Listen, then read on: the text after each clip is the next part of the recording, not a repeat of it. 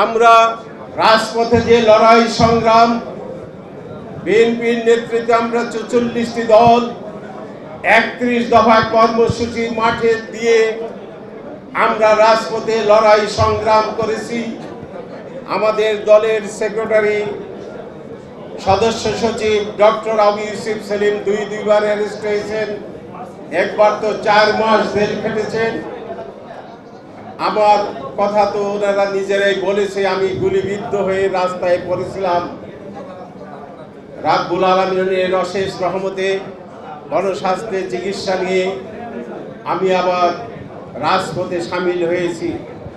আজকের এই ইফতার পর্ব সমাবেশ থেকে আপনাদের সামনে আমি একটি জিনিস বলতে চাচ্ছি। গত ৫৪টি বছর দেশ যে লুটপাটের ভিতর দিয়ে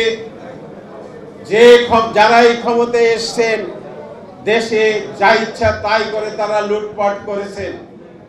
আমরা এই লুটপাটের বিরুদ্ধে রাজপথে সরব থাকবো, সজাগ থাকবো।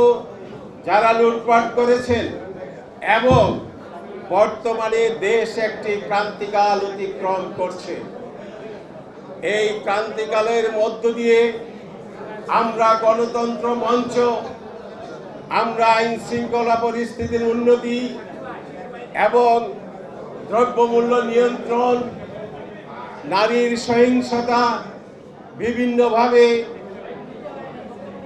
আমরা এই সরকারকে আমরা বলতেছিলাম যে এইভাবে একটি দেশ চলতে পারে না। তাই আমরা অতি সত্বর একটি জাতীয় পরিষদের নির্বাচনের দাবি জানাচ্ছি। আজকের এই সমাবেশ থেকে জাতীয় পরিষদের নির্বাচন, এই যে এখন লুটপাট রাহাজানি, এই থেকে মুক্তি দিতে পারে একটি জাতীয় পরিষদের নির্বাচিত, যারা নির্বাচিত হয়ে আসবেন এই নির্বাচনের মাধ্যমে তারা এই অবস্থার থেকে বাংলাদেশের মানুষকে মুক্তি দিতে পারে। আমরা গত ৫৪ বছর যেভাবে এই দেশের মানুষ বঞ্চিত হয়েছে, লুটপাটের শিকার হয়েছে, খুনের শিকার হয়েছে, ধর্ষণের শিকার হয়েছে, এইভাবে আমরা দেশটাকে ছেড়ে দিতে পারি না। আপনারা দেখেন, লুটেরা বণিক সমিতি, লুটপাট সমিতি, নিখিল বাংলার লুটপাট সমিতি যেভাবে এই খুনি ফ্যাসিস্ট হাসিনার আমলে লুটপাট করেছে, আমরা তার বিরুদ্ধে লড়াই সংগ্রামে অবতীর্ণ হব।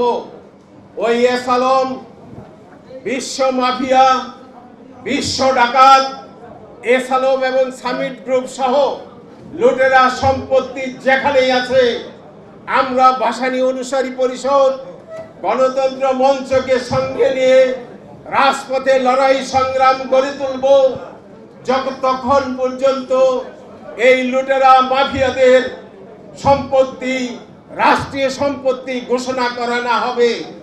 প্রয়োজনে আমরা ভাসানী অনুসারী পরিষদ অন্যান্য রাজনৈতিক দল নেতৃবৃন্দের সঙ্গে আলাপ আলোচনা করে আমরা রাজপথে ঘেরাও, মৌলানা ভাসানীর নির্দেশিত ঘেরাও আন্দোলনের সূচনা করব। আমরা আপনাদের সামনে ওয়াদা করছি, আমরা এই দেশটাকে এইভাবে আর লুণ্ঠিত হতে দিতে পারি না। আমরা সেটাকে রক্ষা করব,